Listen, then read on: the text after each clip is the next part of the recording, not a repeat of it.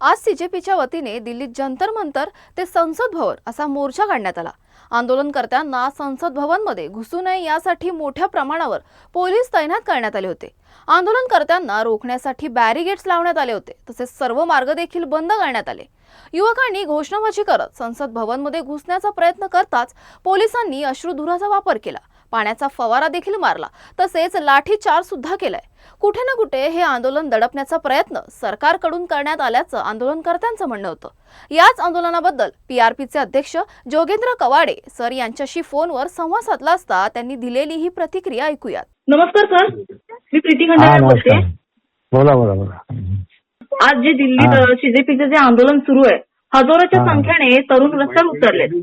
Hello, तर आंदोलन थांबवण्यासाठी पोलिसांकडून अश्रुधुरांचा वापर करण्यात येतोय, याविषयी तुमच्या काय प्रतिक्रिया आहेत? काय शांततापूर्ण रीतीने चाललेलं आंदोलन जे आहे आणि मागण्या न्याय आहेत त्यांच्या, असं काही अवास्तव मागण्या नाही आहेत अलग लक्षात, तेव्हा कोणत्याही प्रकारे बळाचा वापर न करता शांततापूर्ण आंदोलनाला त्यांनी सहकार्य केलं पाहिजे। आणि ह्या दिल्लीत जे आंदोलन होतंय याचा पडसाद आपल्याला मुंबईतही पाहायला मिळतोय, तुमचा यावर पाठिंबा आहे का? नागपूर हो आम्ही आहोतच, मी ती दिल्लीलाच निघालो आता। हॅलो, येतोय आवाज तुम्हाला? दिल्लीलाच चाललोय मी आता।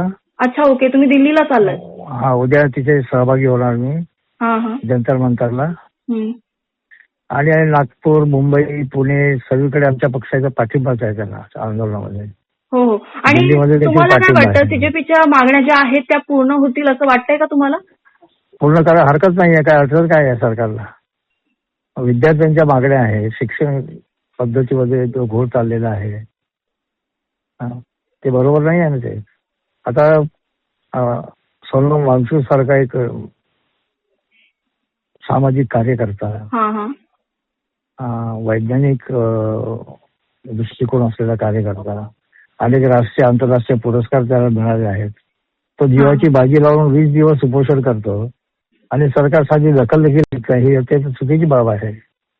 हो, तेच आपण पाहू शकतो की बऱ्याच प्रमाणात त्यांना पाठिंबाही देण्यात येतोय। नाही, पाठिंबा तर आहे, प्रश्नच नाही। आणि आंदोलन जिथे न्यायासाठी आम्ही आहोतच सोबत आंदोलनामध्ये अलग अलग। आणि आता असंही कळलंय की धर्मेंद्र प्रधान हे अमित शहाच्या भेटीला गेले, राजीनाम्याची शक्यता आहे, काय वाटतं तुम्हाला? राजीनामा द्यायला पाहिजे त्याने। Okay okay. दुसरी म्हणजे महत्वाची गोष्ट अशी की अमित शहा असतील किंवा मोदीजी असतील किंवा आणखी काही मंत्री असतील, त्यांनी भेटायला काय हरकत होती? अण्णा हजारे ज्या उपोषणावर बसले होते तेव्हा सिंग साहेबांचं सरकार होतं, ते त्यांना भेटायला गेले होते, त्यात म्हणजे इगोचा काही प्रश्नच नाही ना। तुमचा इगो मोठा आहे की त्याचा जीव वाचवणं महत्वाचं आहे, अलग लक्षात। अजूनही सीजेपीचे जे बितके आणि बाकी मंडळी उपोषणावर बसलेली त्यांना आम्हाला उपोषण करत आहेत।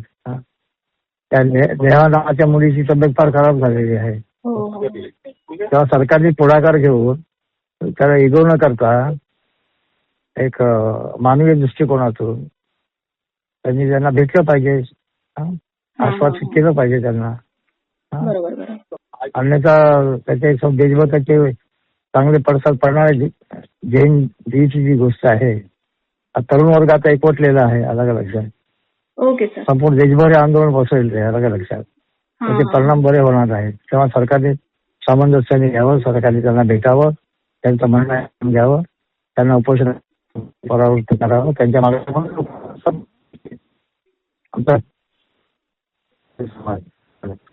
ओके सर, धन्यवाद सर, तुम्ही माहिती दिल्याबद्दल। सीजेपीचे कार्यकर्ते मोठ्या संख्येने या मोर्चात सामील झाले होते। धर्मेंद्र प्रधान यांनी राजीनामा द्यावा अशी मागणी सातत्याने केली जात होती। या संदर्भात आपल्याशी संवाद साधलाय ऑल इंडिया पॅन्थर सेनेचे अध्यक्ष दीपक केदार यांनी। काय प्रतिक्रिया आहेत त्यांच्या, ऐकूयात। आता आपल्यासोबत आहेत ऑल इंडिया पॅन्थर सेनेचे दीपक केदारजी।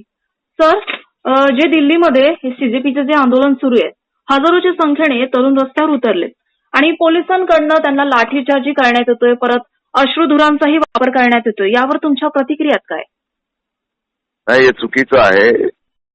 एक धर्मेंद्र प्रधानच्या राजीनाम्यासाठी एका व्यक्तीसाठी लाखो विद्यार्थ्यांवरती लाठीचार्ज, अश्रुधूर, नळकांड्या, म्हणजे असं धर्मेंद्र प्रधान आहे कोण? एक राजीनामा घेण्यासाठी तुम्ही लाखो विद्यार्थ्यांसाठी त्या ठिकाणी अन्याय करताय हे चुकीचं आहे. लोकशाहीचा हा आवाज दाबला जातोय आणि आंदोलनाचा आवाज सुद्धा दाबला जातोय. तेच आपण पाहिलं की सोनम वांगचुक हे उपोषणाला बसले होते. 20 दिवसानंतर त्यांना दिल्लीतील रुग्णालयात दाखल करण्यात आलंय. म्हणजे ज्या पद्धतीने त्यांना घेऊन गेलेत याविषयी तुमचं काय मत आहे? नाही, ते चुकीचं आहे एकदम. सरकारने हुकुमशाही आणि तानाशाहीचा स्वभाव दाखवलेला आहे आणि ते इंडिकेट करतायत की आम्ही लोकशाहीला मानत नाहीत, आम्ही हुकुमशाहीचं सरकार आहोत. सोनम वांगचुकला ज्या पद्धतीने उचललंय ते मानवाधिकार आणि सगळ्याच याच्यात बसत नाहीये. त्याच्यामुळे हे सरकार पूर्णपणे लोकांच्या रडारवर आहे आणि जनतेचा उद्रेक कधी होऊ शकतो. देशव्यापी आंदोलन आज झालंय. ज्या पद्धतीने आंदोलकांसोबत सरकार वागतंय ते दुर्दैवी आणि निंदनीय आहे. याच्यावरती जर ठोस भूमिका घेतली नाही, सरकारने जर आताच जागेवर ठिकाणी आलं नाही तर येणारा काळ हा जनउठावाचा काळ असू शकतो. तो कुणीही टाळू शकत नाही. हो, आपण पाहिलंय याचेच पडसाद आपल्याला महाराष्ट्रातही पाहायला मिळतात. हो, राज्यभर जिल्ह्यात हे आंदोलन सुरू आहेत आणि देशव्यापी आंदोलन होईल. ओके. आणि सीजेपीच्या ज्या मागण्या आहेत त्या पूर्ण होतील असं वाटतंय का तुम्हाला? ज्यांची मागणी फक्त धर्मेंद्र प्रधानच्या राजीनाम्याची आहे, पण मुळात देशाचा मूड हा वेगळा आहे. देशाला ही व्यवस्थाच नको आहे. मुळासकट RSS आणि बीजेपीची ही व्यवस्था हटली पाहिजे. ही भूमिका नेपाळच्या क्रांतीनंतर देशवासियांनी घेतली होती आणि त्याच्यातून मोठा उद्रेक सुद्धा होणार होता. तर हे आंदोलन सुरू झालं धर्मेंद्र प्रधानच्या राजीनाम्यासाठी पेपर लीकच्या संदर्भात. तर ज्या पद्धतीने आजचं आंदोलन झालंय त्यामुळे वाटतंय की आता हे आंदोलनाला यश येईल, राजीनामा घेतला जाईल. पण त्याच्याही पलीकडे देशामध्ये जी जागृती आली या आंदोलनामुळं ती अतिशय महत्वाची आहे. तुम्ही सुद्धा तुमचा पाठिंबा दर्शवणार आहात का? हा माझा पाठिंबा आहे. मी छत्रपती संभाजीनगरचं आंदोलन इथं लीड केलेलं आहे आणि संपूर्ण राज्यभर सुद्धा या सगळ्या आंदोलनाच्या सगळ्याच वेगवेगळ्या ठिकाणच्या आंदोलनामध्ये माझे कार्यकर्ते उतरले. दिल्लीच्या आंदोलनात सुद्धा आहेत आणि आमचा या आंदोलनाला पाठिंबा आहे. त्या ठिकाणी देशव्यापी आंदोलनाला आमचा त्या ठिकाणी पाठिंबा असणार. हे सगळं संपूर्ण आंदोलन बघता तुम्हाला वाटतंय धर्मेंद्र प्रधान हे राजीनामा देतील? हा, त्यांना राजीनामा द्यावा लागेल. एवढी दाहकता आणि तीव्रता दिसते आणि आताही जर राजीनामा नाही दिला तर त्या ठिकाणी लोकांचा उद्रेक आणखी वाढत जाईल. ओके सर, धन्यवाद तुम्ही तुमच्या प्रतिक्रिया दिल्याबद्दल. या आंदोलनामागे नक्की कोणता हेतू होता आणि यात कोणाचा हात असावा? उपोषण संविधानिक मार्गाने होतं का यावर ॲडव्होकेट गुणरत्न सदावर्तेंची काय प्रतिक्रिया आहे, ऐकूयात. आता आपल्या सोबत आहेत ॲडव्होकेट गुणरत्न सदावर्ते सर. आज जे दिल्लीत आंदोलन सुरू आहे सीजेपीचं, त्यात हजारो संख्येने तरुण रस्त्यावर उतरले होते आणि त्यांना रोखण्यासाठी पोलिसांनी लाठीचार्जही केलाय आणि अश्रुधुरांचाही वापर करण्यात आलाय. म्हणजे कुठेतरी त्यांचं आंदोलन स्थगित करण्यासाठी त्यांनी प्रयत्न केला होता. तर यावर तुमच्या काय प्रतिक्रिया आहेत? लोकशाहीमध्ये, डेमोक्रेसीमध्ये भारतरत्न डॉक्टर बाबासाहेब आंबेडकरांच्या संविधानाने कायद्याच्या मर्यादेत राहून आणि परवानगी घेऊन आणि परवानगीचे ठिकाणं निश्चित आहेत. जसं की दिल्लीत जंतर मंतर आहे, मुंबईमध्ये आझाद मैदान आहे किंवा आनंद फानन आहे किंवा रामलीला मैदान आहे. आता काय होतंय की जी लोक मार्गदर्शन करतात त्यांनी निश्चितपणे लोकशाहीमध्ये आपला आवाज जाण्यासाठी आपण रस्त्यावर किंवा आपण म्हणजे लक्षवेधी करण्यासाठी आपण कायद्याचा मार्ग सोडून बेकायद्याचा मार्ग करू नये. ज्या स्ट्रीट्स प्रोहिबिटेड आहेत त्या प्रोहिबिटेड आहेत. कारण म्हणजे जर आपण संविधानिक मार्ग अवलंबलेला असेल तर सरकारला आपली दखल घ्यावीच लागेल. परंतु जर आपण रस्त्यावर जाऊन आपण प्रोहिबिटेड रोडवर जाऊन जर आपण म्हणलं की नाही आम्ही रस्ता थांबवू किंवा समजा पार्लमेंट वर आपण गेलोत, पार्लमेंटवर गेलोत म्हणजे आपण एक म्हणजे त्या प्रकारची घोषणा किंवा त्या प्रकारचं म्हणजे वाच्यता इथपर्यंत ठीक आहे. परंतु तसं जाता येते का? कायदेशीर जाता येते का? बरं गेलात म्हणजे पार्लमेंटमध्ये बसून तुम्ही पेननं लिहिणार आहेत का? लक्षवेधीत असते ना. लक्षवेधीला लक्षवेधी स्वरूपात सरकारच्या लक्षात भावना आणून द्यायच्या असतात. मला असं वाटतं की मुलांना कुणीतरी पार्लमेंटकडे चला, बेकायदेशीर चला, युवकांना मला असं वाटतं की चुकीचं मार्गदर्शन करून युवकांना तशा प्रकारे नेलं. आणि त्याही पलीकडे सांगतो, मी काही व्हिज्युअल्स पाहिले. मी आंबेडकराईट आहे, मी तटस्थ आणि ताठर भूमिका ठेवणारा माणूस आहे. मी जे व्हिज्युअल्स पाहिले तर काही पोलीसवाले मुलांना म्हणजे मारू सुद्धा देत नव्हते. मुलांना सांगत होते इकडे नको रे, चल तिकडे जा. तसे व्हिज्युअल्स आलेत. आणि राहिला प्रश्न की विविध ठिकाणाहून म्हणजे कोणतं तरी एक हाऊस आहे, त्या हाऊसच्या तिथं एकत्रित गर्दी आली तर मोर्चा कसा असतो, मोर्चाचा मार्ग निश्चित असतो ना. मग 4 ठिकाणाहून जर समजा आपण आझाद मैदानला मोर्चा काढणार आहोत, पण जर आपण चर्चगेटहून मोर्चा सुरू करणार आहोत असं होऊ शकतं का? मग हे कुणीतरी त्यांना दिशाभूल करून काही कसं आहे, आता तिथे जे समाजवादी स्वतःला सो कॉल्ड म्हणून घेतात ते किडे आहेत. म्हणजे ते ना तर आंबेडकरवादाला मानतात ना तर संविधानाला पूर्ण मानतात. आणि काही लाल निशाणवाले ते काय करतात, मुलांना वेगवेगळ्या चुकीच्या मार्गानं म्हणजे भटकवतात. आणि भटकवल्यामुळे मुलं गेले असतील किंवा प्रिकॉशनरी मेजर, मी तर कोणत्याही म्हणजे याचं समर्थन करत नाही, लक्षात घ्या. पण आपण मुलांवर लाठीचार्ज तरुणांचा त्यामध्ये सहभाग दिसतोय आपल्याला. मुद्दा बघा, तरुण आहे ना, मी काय सांगितलं, तरुणाचा सहभाग आहे, पण तरुणांना भरकटत नाही ना, वीत मार्ग नाही ना. भारतरत्न डॉक्टर बाबासाहेब आंबेडकरांनी काय सांगितलेलं आहे शेवटच्या भाषणांमध्ये, आमरण उपोषण हे मान्य केलंय का? भारतरत्न डॉक्टर बाबासाहेब आंबेडकरांनी आमरण उपोषण हे मान्य केलेलं नाही, ते लिखित आहे त्यांची भाषणांमध्ये, writing and speeches of Bharat doctor आंबेडकरांच्या. आता तरी सुद्धा आज आपण काय चालवत आहोत, आपण त्यांची मागणी आहे का काही?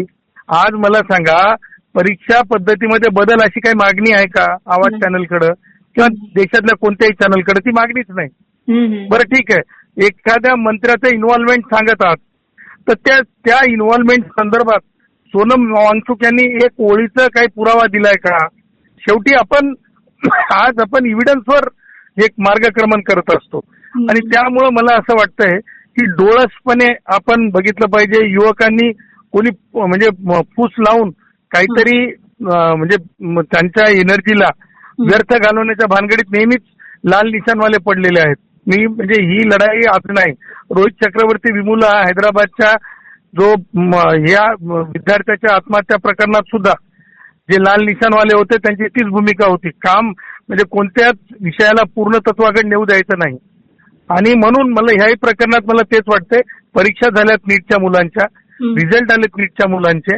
अशा परिस्थितीमध्ये त्या जे मुलं आहेत त्या मुलांच्या भावनांवर स्वार होण्यापेक्षा तुमच्याजवळ काही जर सुपक कल्पना असेल, काही जर प्रगतिशील कल्पना असेल तर ती कल्पना मांडा आणि विहित पद्धतीने मांडा. ठरवून दिलेल्या व्यतिरिक्त तुम्ही आंदोलन करू नका. म्हणून लक्षात घ्या, काल ज्यावेळेस उद्धव ठाकरे आणि आदित्य ठाकरे आंदोलनाला उभे राहिले दादर आपल्या याच्याजवळ शिवाजी पार्कजवळ, तेव्हा आम्ही तक्रार दिली, पोलीस तक्रार का दिली?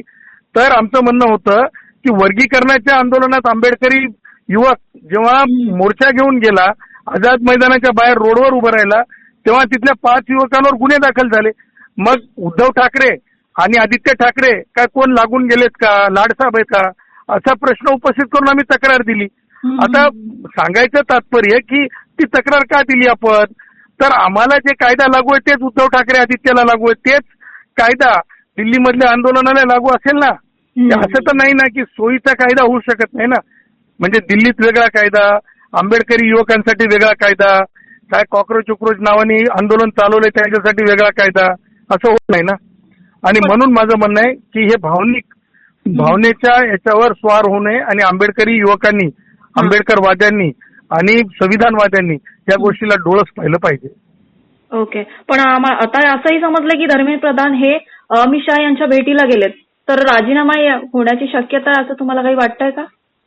ते राजीनामा मला दोन गोष्टी सांगायच्या आहेत की राजीनामा हे तात्विकदृष्ट्या व्यक्तिगत त्या मंत्र्यांचा अधिकार आहे, ठीक आहे. परंतु सर्वोच्च न्यायालयाने अनेक वेळेस सांगितलंय की, आणि भारतरत्न डॉक्टर बाबासाहेब आंबेडकरांनी सांगितलंय की तुम्ही चारित्रिक ठरवू नका, त्या व्यक्तीला त्याचं हे ठरवू द्या जोपर्यंत तुमच्याकडे त्याच्या चरित्र्याच्या विरुद्ध एखादा पुरावा असत नाही.